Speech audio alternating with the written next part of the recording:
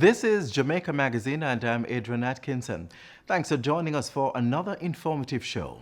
Between the pages, projects unveiled by Prime Minister Andrew Holness during the past few days. Then we take off to the airport where you get a first-hand view of the COVID-19 protocols at Kingston's major gateway. So take a seat and get ready for today's journey. It begins now. You've asked for it, and now it's here. The Jamaica Information Service has updated its mobile app. It's easier to navigate, loads even faster than before, talking about top speed, operates seamlessly across platforms, and we're a creative bunch, so it's much easier on the eyes. Now you have quick and easy access to news stories, television and radio features, and a variety of photos right at your fingertips. And you'll get push notifications when new content is uploaded. Download the app on your Apple and Android devices now and get news you can use. Jamaica Information Service, the voice of Jamaica on the go.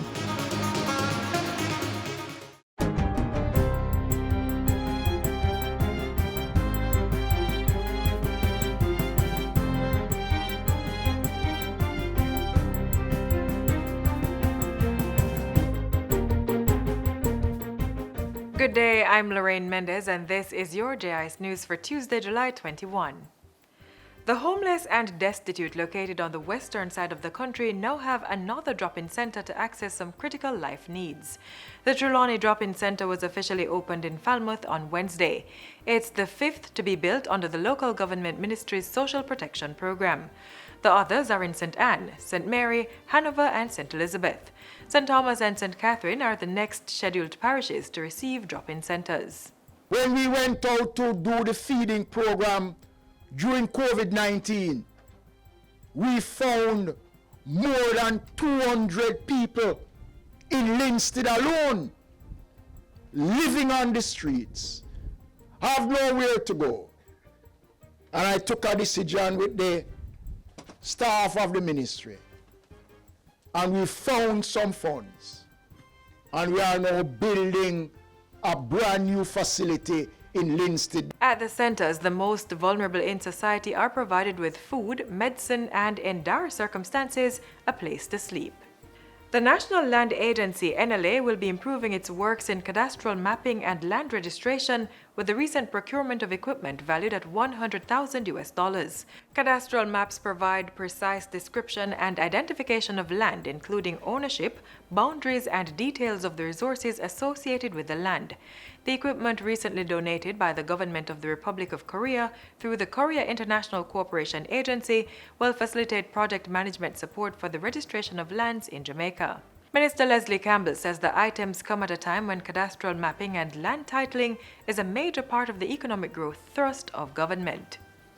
The equipment represents a much-needed injection of new technology in land surveying in Jamaica. It will take cadastral mapping at NLA to new levels, generating improved efficiency and in land surveying and land registration activities. 46 children are now better equipped to access online and digital learning resources, having recently been gifted tablet computers intended for educational use. The Early Childhood Commission ECC partnered with Isla's Lemonade Stand for Kids Foundation to purchase the tablets, which were handed over on Friday. This donation will go a far way for those families who are unable to procure tablets. At a time when we're seeing COVID, what's happening, we should be able to teach our children remotely. The ECC's chairman says there will be a restriction on the amount of contact time that the children have with the tablets on any given day.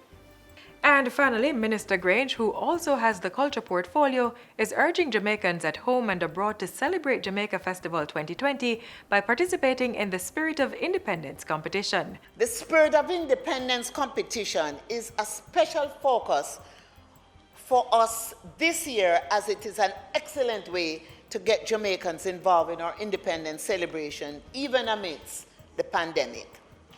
So we are encouraging municipal corporation, business places, government offices, and private residences here and in the diaspora to demonstrate the spirit of independence by decorating their surroundings in the national colors in elaborate and eye-catching designs. Numerous prizes will be awarded under various categories this year.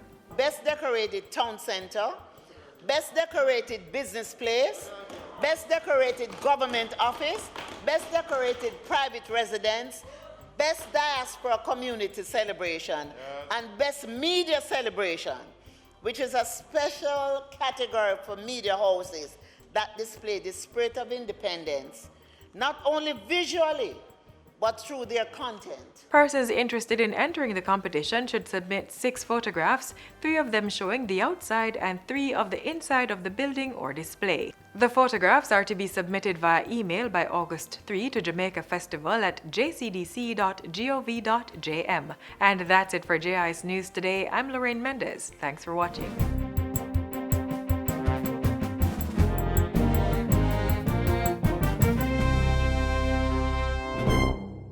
Jamaica Social Investment Fund, JSIF, celebrating over 20 years of investment in community development. JSIF has forged relationships with international funding partners as well as private and public sector entities. Let us continue to invest to reduce vulnerabilities. Let us build our social capital and resilient infrastructures to ensure full participation in Vision 2030. JSIF, investing for community development. Next, the Chief Public Servant embodies the mantra, work smart, work safe. Take a look.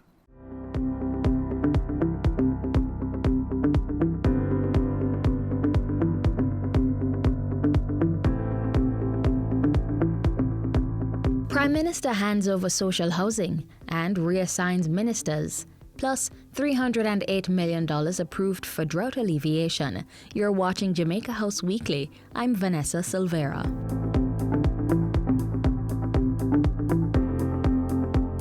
Prime Minister Andrew Holness has delivered another home under the social housing component of the HOPE program. On Friday, Mr. Holness handed over the structure, which is worth $5.9 million, to wheelchair-bound Winston Wint at Braes River in St. Elizabeth. The 88-year-old former butcher is now the owner of a one-bedroom home, outfitted with a bathroom, kitchen, and living area. Regardless of what you see on the surface circulating in the media, on your television screens at night, that there is a real Jamaica with a real economy, with real people facing real challenges, with a very effective government that is very caring, that is attending to the real needs of the people.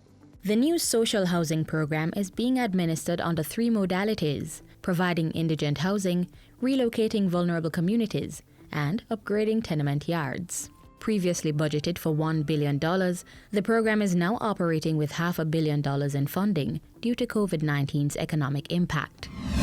Prime Minister Andrew Holness says his administration remains laser-focused on the economy. During the social housing handover ceremony, he revealed that despite the ongoing challenges associated with COVID-19, there has been an uptick in demand for implements that grow economies. They include increased demand for cement in the construction sector and petrol for persons going back to productive activity. It is now time for us to keep the focus on our economic recovery.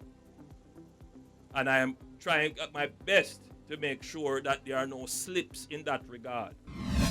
Meanwhile, the Prime Minister is calling for a closer look into the future of Jamaica's sugar industry. Mr. Holness's urgings come as St. Elizabeth communities face a possible fallout from the closure of the Appleton sugar factory. The conversation can't always be about preserving it, but how quickly can we see to the transformation and diversification of the economies around sugar.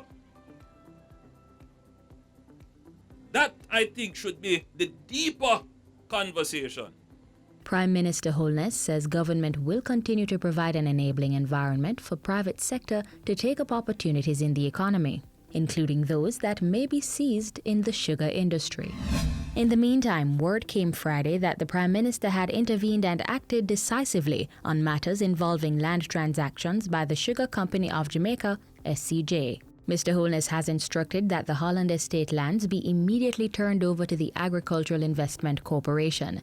This decision follows discussions with the Minister, Permanent Secretary, and Minister without portfolio in the Ministry of Industry, Commerce, Agriculture and Fisheries. Mr. Holness also ordered that non-farm commercial operations on the land be terminated and any future commercial opportunities be advertised and tendered. The Cabinet Office is to review all land transactions, including those that may be in progress by the SCJ. The SCJ is also to provide a historical listing of all land transactions over the last decade.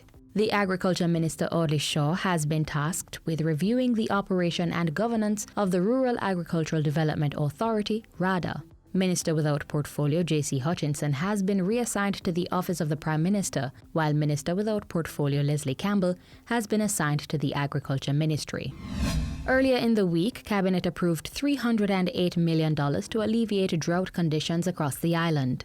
The bulk of the funds, $100 million, will go towards the National Water Commission for trucking the commodity to drought-affected communities. $75 million has been earmarked for the Ministry of Local Government and Community Development to also truck water and provide additional water shops. The Rural Water Supply Limited will receive $70 million to provide wayside tanks and loading bays, and members of Parliament will each receive $1 million to fund their black tank and water trucking programs. This would be the second allocation in less than 3 months, directly to members of Parliament. So this would make it $2 million in relation to the MPs having a say in relation to responding to constituents in relation to areas that are being left out for some reason, either by the Municipal Council or the NWC, depending on where it goes. Minister without portfolio in the Ministry of Economic Growth and Job Creation, Darrell Vaz,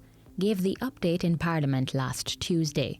He also pledged to review and complete outstanding water projects island-wide. And that's how we close out Jamaica House Weekly. Be sure to join us next time for more of the news coming out of the Office of the Prime Minister.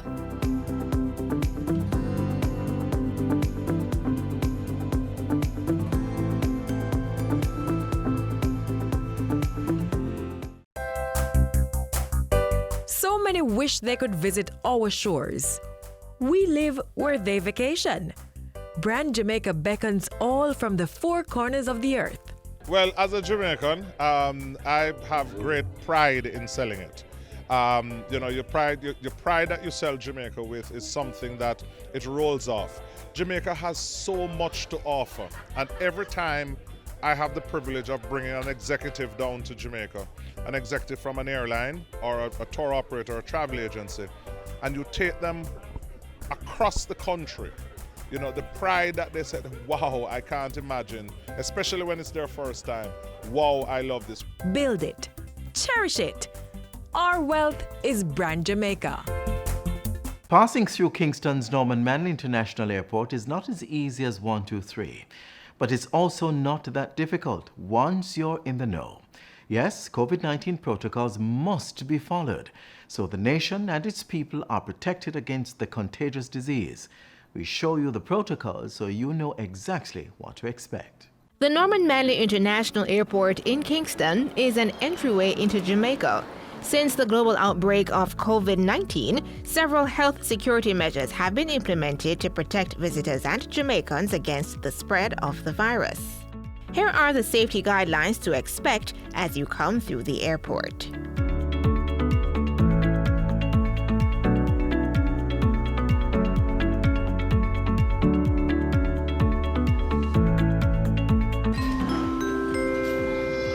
Good day, ladies and gentlemen. In light of the current coronavirus pandemic, PAC Kingston Airport Limited wishes to advise of the following COVID-19 protocols. Only passengers and staff are allowed inside the ticketing concourse. All farewell activities must be done at the departure curbside. Maintain physical distance of 6 feet. Wash hands for 20 seconds. Avoid touching your face and wear a mask at all times. We need to have in mind that we are in a new normal, and this is a new layer. All the tests, the interviews done by the Minister of Health are a new layer, a new activity, so you need to be patient. everybody that is involved in the service chain. We are trying to do our best to make you feel comfortable, make you feel welcome. Everybody coming to the airport, they need to wear a mask. That's mandatory. We are asking you to keep your relatives outside of the building. Just prior to disembarking the plane, or as you do, you will be greeted by health officials explaining the procedures to be followed as you go through the airport. First, you must sanitize and adhere to physical distancing protocols. You will have to repeat these measures as you move through the airport. We put more than 1,000 decals advising our visitors about social distancing. We put those in the check-in counters, in the screening checkpoints, in the baggage claim at Customs Hall, in the immigration hall, in very different places so everybody can identify where to stand while they are waiting for a service. Government has revised the health screening process for airports. As such, not all incoming passengers will be tested at the airport. Based on observation and the health screening process, the medical officials will determine if you are high risk and must do a COVID-19 test on spot or at a later date. We are moving away from testing persons at the airport when they come in. Right now, we continue to sample some of the flights in order for us to get an idea if there are positive cases that continue to come into the island. Technology plays a big role to gain access to Jamaica. While at the airport, visitors are required to download the Jam COVID-19 app onto their device. During this process, you will have to confirm the information provided on the travel authorization form you filled out prior to traveling. Right now, we're using the app for the geofencing, where they get the calls to ensure that they're in the right location. But right now, you will get calls from the health department to check on your temperature and if you're having any symptoms, and persons from the health department will visit. But as we go into hundreds and hundreds of persons that are coming into the parish, it's not going to be so easy. But there will be a new way to do this, in that you will be required to put in your temperature and your symptoms on the app, and the health department will be able to monitor you from this. After completing the health and app processes, you will be allowed to move on to immigration. You will be denied access to immigration if clearance was not granted by the previous steps. You may be issued a ticket or escorted to immigration to prove that you were indeed processed at steps 1 to 3. Also, don't forget to sanitize as you move from one area to the next. Health officials may instruct you to do so if you don't, but for your own safety, just do it. Baggage claim is not the regular affair of grabbing your bag and go.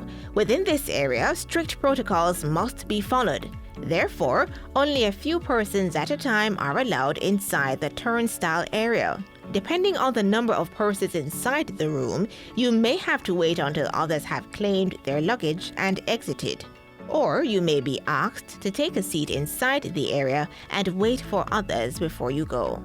Also at baggage claim, the health officials often conduct a pep talk with passengers on Jamaica's regulations pertaining to quarantine, social distancing, and the wearing of masks. Be sure to listen. Inside the customs hall at NMIA, you must wait until it's your turn, and you are thus instructed to be assessed by a customs officer. You must stay behind the designated line at all times while being processed. Security personnel are on hand to ensure you follow these guidelines, or else. In Jamaica, we welcome all visitors, businessmen, Jamaicans coming to see their relatives, to see their friends. Everybody's welcome. But we need to be totally sure that you are safe and the people of Jamaica are safe. So yes, we are not doing that to make you feel uncomfortable. We are doing that, as a parent of the government, to have everybody safe. That's the main objective of that. Welcome home. Drive safe to your destination, and remember to adhere to the country's COVID-19 protocols. We thank you for choosing the services of the Norman Manley International Airport.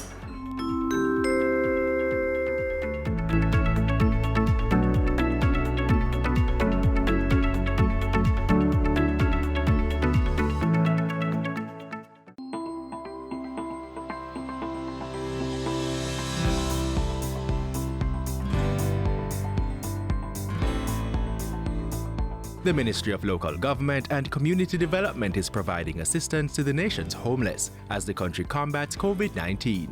More than 28,400 meals have been distributed under a special Street People Feeding program. 3,200 and counting care packages have been provided to assist the homeless with their hygienic needs. Drop-in centers continue to be spaces of comfort and refuge. Since the establishment of a shelter for the homeless in Kingston, more than 500 visits have been made to the facility. So far, at least 20,000 homeless people have benefited from these interventions. In the fight against COVID-19, the homeless are not being left behind.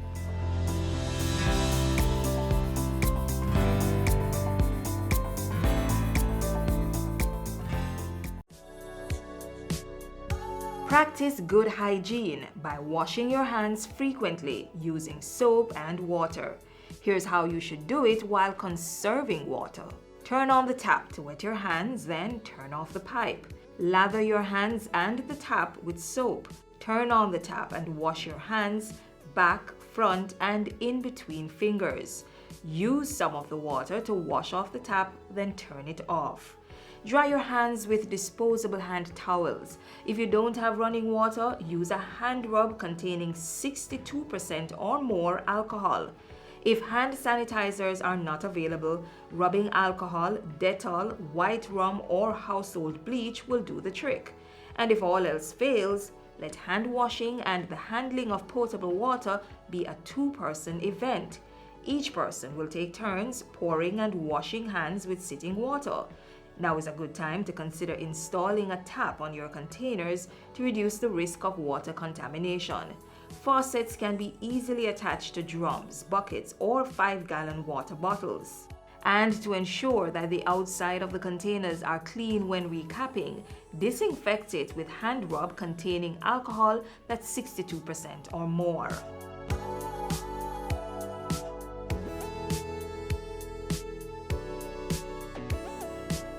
The 5 R's of water conservation are also necessary to practice. Reduce water wastage by investing in water-saving devices. Reuse water at least twice before discarding. Replace leaking pipes, faucets, and other plumbing equipment. Recycle wastewater and use it for gardening, car washing, or cleaning of public spaces. And reclaim water through rainwater harvesting. We all must play our part to ensure there's water to combat the coronavirus and stave off prolonged drought.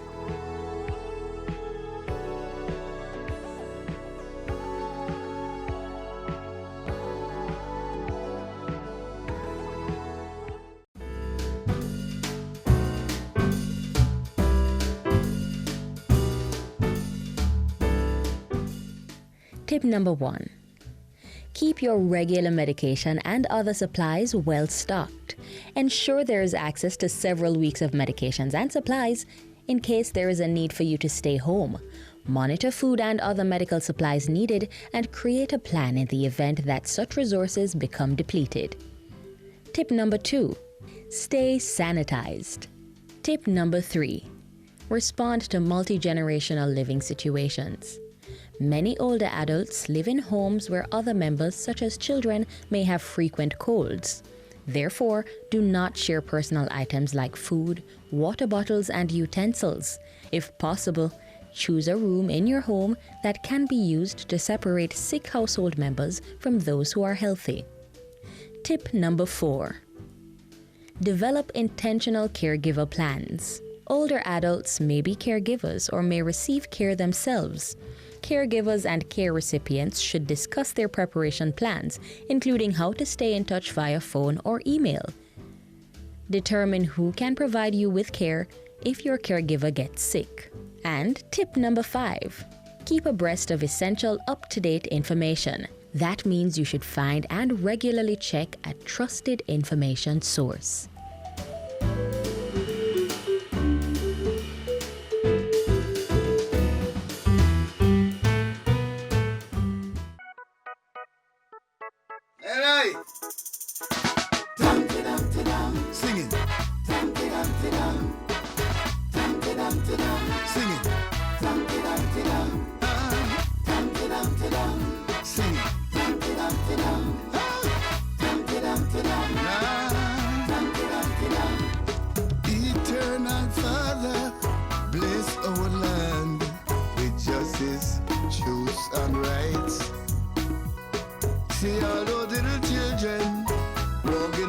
sidewalk, singing festival songs.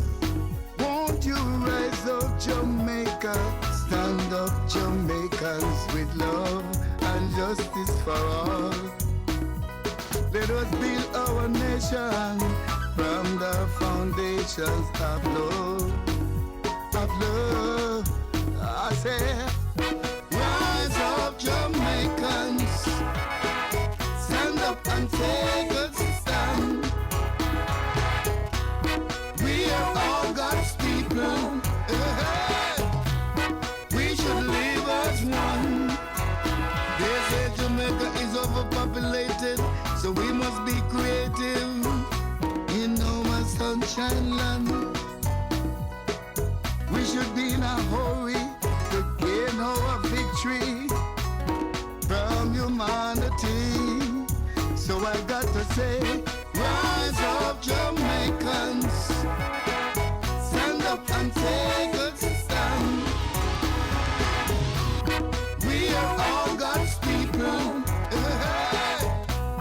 We should live as one. Singing. Singing.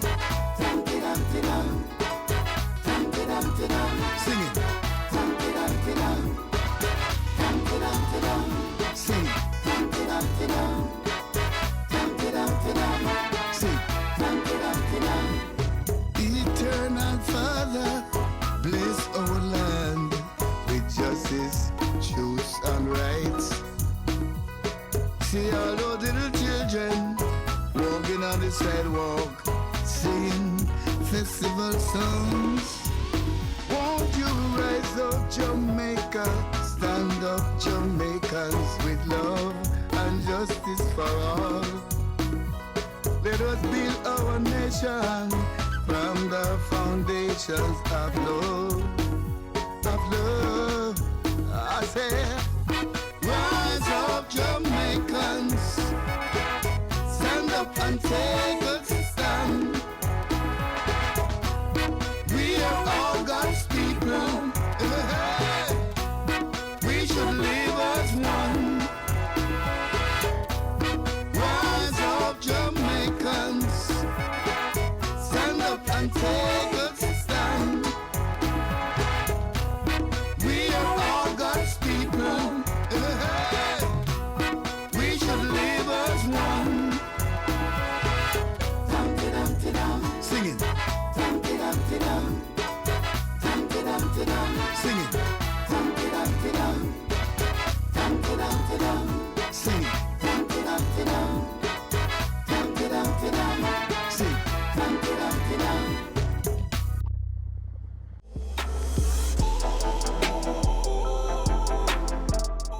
The show has come to an end, but only on your television screen. Join us online on Facebook, Instagram, or YouTube for more features on a variety of issues. Then again tomorrow at the same time on the same station, we'll have more updates for you. Until then, I'm Adrian Atkinson. Thanks for watching. This has been a production of the Jamaica Information Service, the voice of Jamaica.